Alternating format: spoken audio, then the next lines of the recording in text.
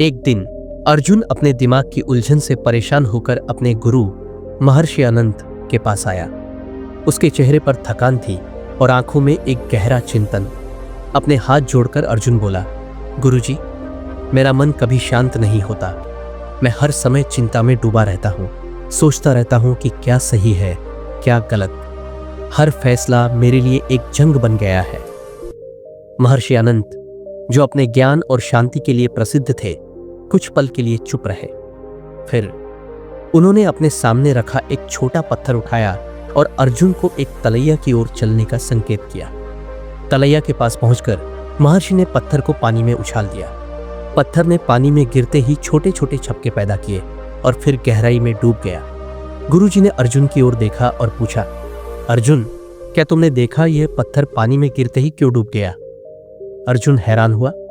उसने सोचा कि गुरुजी क्या कहना चाहते हैं, पर उसने सिर्फ इतना कहा, गुरुजी, पत्थर भारी होता है इसलिए वह डूब गया। महर्षि मुस्कुराए, बिल्कुल सही, पर क्या तुमने देखा, जब तक पत्थर पानी की सतह पर था तब तक छपके पैदा हो रहे थे, लेकिन जैसे ही वह डूब गया सब कुछ शांत हो गया। अर्जुन समझ नहीं पाया। उसने झिझक के साथ पूछा, इसका मतलब क्या है गुरुजी? महर्षि अनंत ने गहरी आवाज में कहा, तुम्हारे विचार भी इस पत्थर की तरह हैं अर्जुन। जब तक तुम उन विचारों को अपने ऊपर भारी बनाकर अपने मन में उछालते रहोगे, वे परेशानी और चिंता के छपके पैदा करते रहेंगे। लेकिन जैसे ही तुम उन विचारों को समर्पण कर दोगे, अपने मन की गहराई में जाने दोगे, तब सब कुछ शांत हो जाएगा। अर्जुन के मन में एक रोशनी सी चमकी। उसने समझा कि उसकी ओवर थिंकिंग उसी पत्थर की तरह है जो हर समय उसके मन में उछलता रहता है। जब तक वह अपनी सोच को पकड़ कर रखेगा, तब तक उसका मन अशांत रहेगा। समर्पण का अर्थ था अपनी सोच को छोड़ना, उन्हें अपने अस्तित्व में खुलने देना और विश्वास रखना।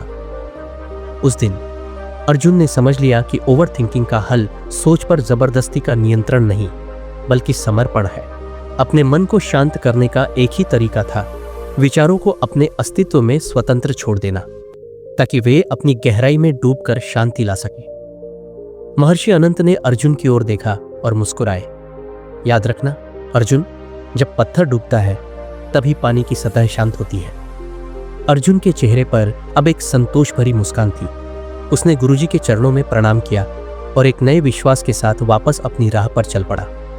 दोस्तों, अगर आपको यह कहानी पसंद आई हो तो नीचे लाइक का बटन दबाएं, कमेंट करके अपने विचार बताएं और हमारे चैनल को सब्सक्राइब करें।